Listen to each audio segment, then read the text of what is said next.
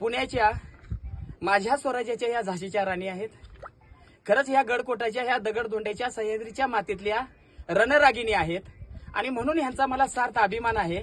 राजा शिवछत्रपतींचा, राजा धर्मवीर संभाजी राजांचा छावा बघताना खरोखरच एसी मध्ये बसून डोळ्यातून टिप्पा काढताना खूप जणांना बरं वाटलं असेल.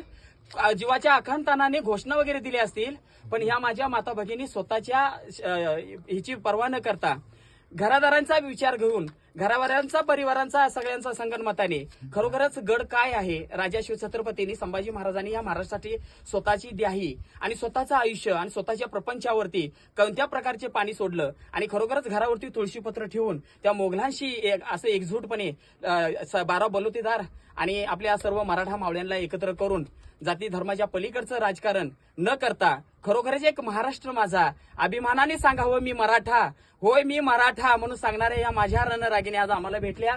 मी खरोखरच त्यांचं मनापासून स्वराज्य मित्रमंडळ भांडूप यांच्या वतीनं मी आपल्या सर्वांचं मनपूर्वक आभार व्यक्त करतो. अशाच माझ्या बहिणी आमच्या खंबीर पाठीशी नेहमीच राहाव्यात.